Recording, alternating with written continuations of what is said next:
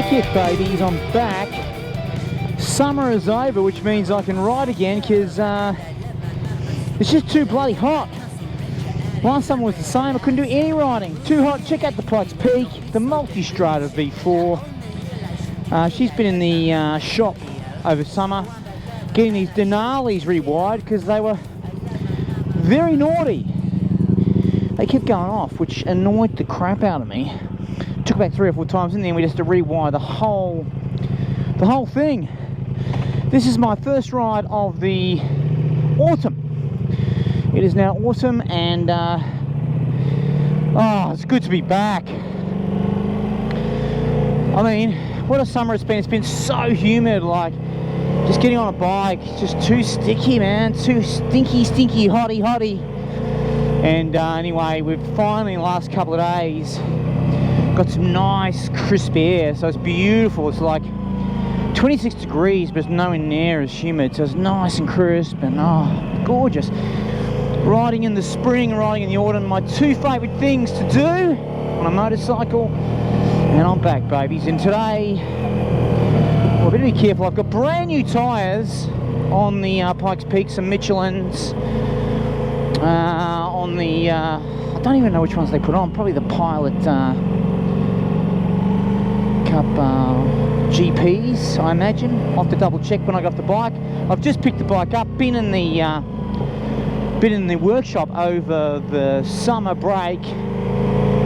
I've got my rear panniers fitted. I've had them look at the stop-start complaint that I had, tightened up the chain, etc. But that actually, I don't think it's made a huge difference. I think it's just a characteristic of the bike. Check out my 6 things I love and 6 things I don't love videos about this motorcycle. You'll understand what I'm talking about. Oh, how good is it? Oh, that was a bit of a bum shift. Bike has been in the workshop, so yeah, the Denali's rewired, the chain serviced, the tyres, the panniers, a bunch of other stuff. He was reading out the service report. I sat there for like 2 minutes as he's reading everything out. I'm like, nah, stop it, I'm bored. Anyway, it was a very expensive service, I've got to say, $2,200 or thereabouts. And that was for all of those goodies. He told me right throughout the time it was in the shop, I had to wheel the bike in and out of the workshop every day. And I reckon he's charged me. For air stuff. Oh, you dick. Hey. Oh, a P-plater, but pulled right out in front of me, and naughty boy, P-plater. He looks about 13 years old, was in the wrong lane, turning across traffic that was on his inside and across me, and I will be having a little yarn with Papa Bear in the left-hand seat in just a moment.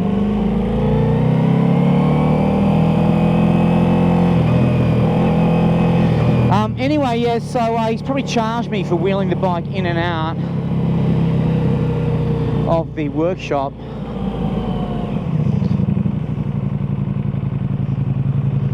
Oi.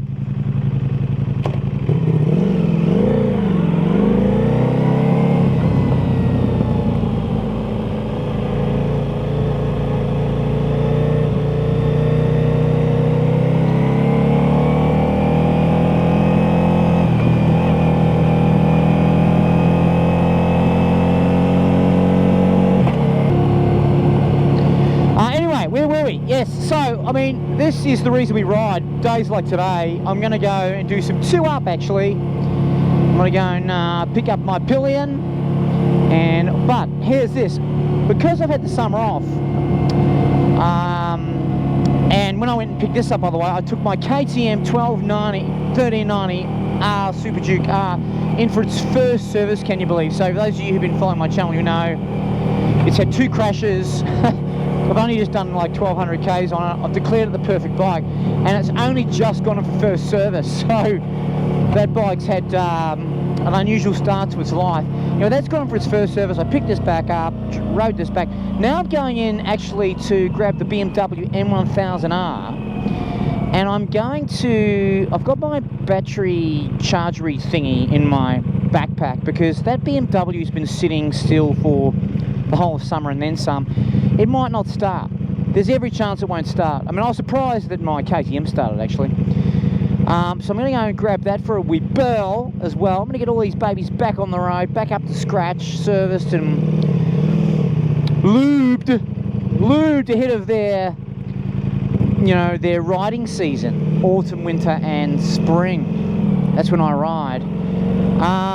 So yeah, we're back, babies. And in other news, actually, I'm seriously thinking about a completely different style of bike. I walked into the dealership yesterday and I was completely taken aback by the absolutely stunning looking BMW, is it the R12S? The orange retro 1200, the new version of the R9T. That blew me away. Like, it's just stunning. And I sat on it, felt so comfy and easy going. And I'm going to take it for a test ride. I'll do a video. Very shortly I'll do a video on the test ride of that. And yeah, I'll see how we go. Like it, I looked at this morning on a couple of reviews online. People are saying good things about it. It's a good platform, obviously. Very different to any bike I've got in the portfolio today, but I'm going to give it a crack. It just looks like it could be right up my alley, and just for more relaxed, laid-back riding. Maybe I need something like that in my mental portfolio. I mean, this thing is mental, right? This Pikes Peak, I don't care what you say, this is mental. I've been driving around in my mate's Porsche 911 Turbo S for the last 4 months that he lent me, and that's bloody ridiculous. I've done a video on it, not that many people watched it. Anyway, no car videos was the signal you all gave me. Anyway, I've been driving that's super fast, but then when you get on with something like this, yesterday I was in the third gear going down, like, you know, like freeways, just short freeways that join suburbs, and just opening up the throttle on this and just bang! Oh, far out. It's a beast, this thing. This V4 power plant, the Ducati power plant's an absolute beast. Love it. Anyway, look, this is pretty boring traffic, so I'll stop chattering here and I'll join you when it's a bit more free-flowing. Alright, I'll be back in a minute. Oh, it's so good to be back. Yeah, that traffic's pretty shit back there, but anyway, yeah, getting back on the bike after being on the Porsche, in the Porsche for months. I mean, the Porsche is the fastest car I've ever been in by a country mile. In fact, fastest vehicle, full stop. But it still doesn't have the same, like, you don't get the same experience. You get a very different experience. You get an amazing experience. It's a buzz. It's awesome.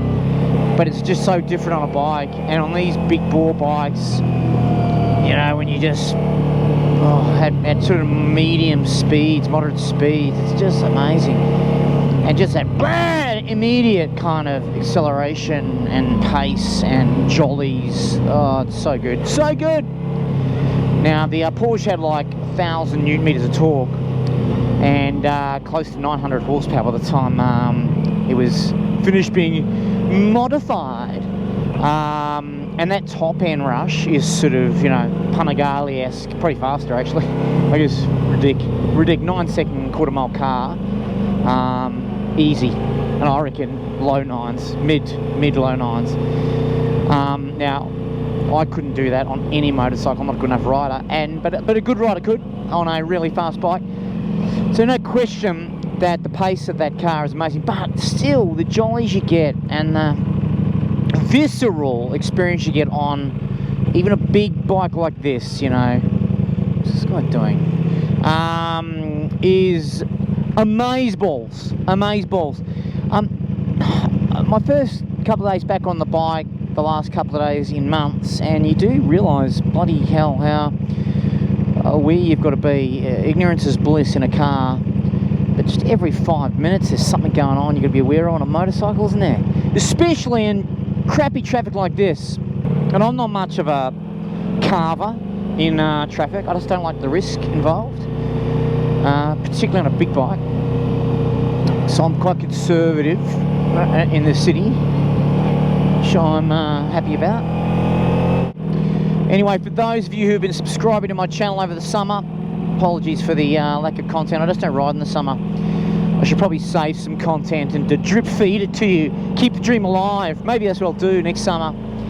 But I am back, and I am going to bring you the test ride of this BMW R12S. It just looks sick. It really does, and I kind of like the idea of like a less intimidating kind of cruisy bike. Now I thought that with the Hypermotard, you know, when I bought that, I bought that because it was going to be less intimidating. That was a super fun bike. I sold it just because I just had too many bikes. I had 4, and just seemed like it was a waste having that one sitting around. And I will rebuy a Hypermotard one day. I know I will. I loved that. It was awesome. But just having 4 bikes was one too many. So one had to go. I couldn't bring myself to selling the BMW. There's something special about that. Couldn't bring myself to selling KTM because it's a perfect bike. And I love this. So I've got those 3 at the moment. Do I then go back to 4? And if I do, I'll probably, if I buy the, if I really like the R12, I'll probably keep it. And go back to 4. I know I sound like I'm all over the place, but I don't care. I'm having fun on motorbikes, and that's all that matters. This thing looks like a beast with the panniers on it. The Multistrada V4 looked like a dad bike with the panniers on it. This doesn't. This just looks like this big red beast. Looks sick. Looks like some kind of futuristic apocalyptic kind of getaway machine. Looks awesome. And we will do a bit of a walk around in due course. Now you've probably missed the iconic Sydney Harbour Bridge because I haven't been doing it on the bike for so many months. So here you go. We're going to give you, we're going to relive crossing the Sydney Harbour Bridge in just a moment. The R Bridge. This is a new road here. I might even find some XODAS to play you while we're doing that. Oh, but this is what life is all about. I have missed the wind in my hair. Oh, yes. Oh, it's always so nice getting back on the bike after the hibernation, the summer hibernation, and remembering why it is that you love motorcycling. Getting out on a Sunday and just enjoying yourself. While I haven't been riding, I have been playing cricket, and pleased to say we won our 4th grand final in a row. 4 years ago we entered 5th grade, won that. 4th grade the year after, won that. 3rd grade the year after, won that. And this year we won 2nd grade. So it's 1st grade, babies. 1st grade next year, the Harbord Hogs. We have made history, 4 grand finals in a row out of 4 years playing the game. Amaze balls. Amaze balls. Anyway, here we go as we come to the entry of the Sydney Harbour Bridge. And this Ducati, I haven't ridden it for probably 4 months, and it is just, obviously it's been serviced, but it's just so good. Just like brand new, 6,500 Ks on the clock. It's just purring, babies. It's just purring. Forget how good this bike is, and it really is a step up on the V4S. Now, if you're going to do any form of off-road, then the V4S is the bike, obviously. But if you're going to do mainly on-road, like I do, get yourself a Pikes Peak. I don't know much about the RS. You know, I'd rather own a Street Fighter, to be honest, than the RS, I think. Yeah, the Street Fighter and this. But if I can only have one, then okay, maybe it's a good compromise. But I just find the low-down torque and engine response and engine character of this bike on street conditions so addictive, and more addictive than the Street Fighter. The Street Fighter was the fastest thing I've ever ridden by a country mile, but I just love the all-round road roadability and tuning of this machine. It's wicked, wicked. And over the summer, there's been a few questions I've had from people on this bike, and should they get it? Damn straight you should. And it's an instant classic. It really is, and it's got that, you know, very recognisable paint job, the Pikes Peak. Instant classic. I'll probably hold on to this for a very long time.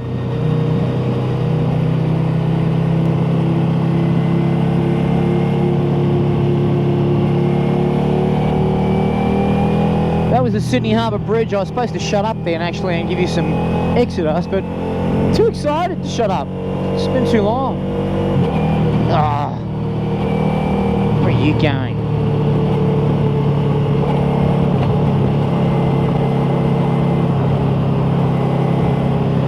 And we're going to pop round this corner. You'll get a view of the Sydney Harbour Bridge and the Opera House together. Beautiful. I might tack this corner in third. Here we go. Getting these new tyres scrubbed in.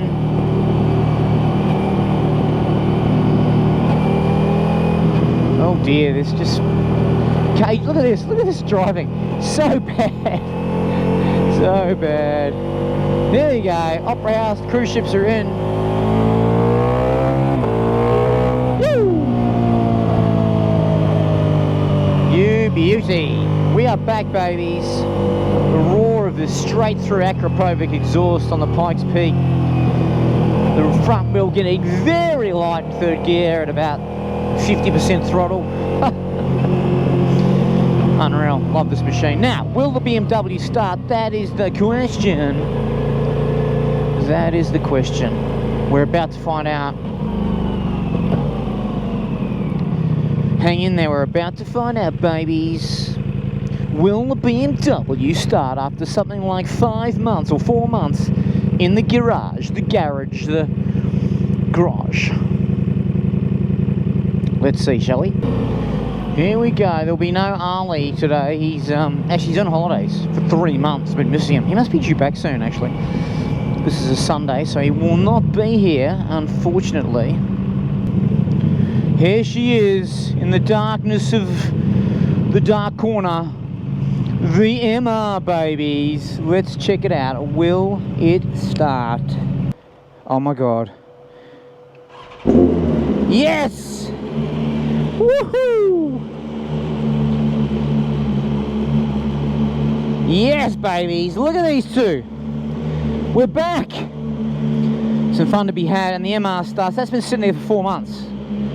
Boom, just like that. So good, right? We know that now. So we know she starts, so we'll come back later on and get her. Yes. Yes, yes, yes. Alright, that's it for me right now. But look, just a quick walk around the beast. Look at it. I actually think the bags on it make it look sick. It looks great. What a bike. Friggin' awesome. Yeah. The do-it-all bike, and these Michelins are the Power 6s. There you go, nice and warm. Michelin Power 6s. Actually, they look like they've got a little bit of tread on them. That's good. I like it. Right, let's go 2-upping. For now, though, it is see you later.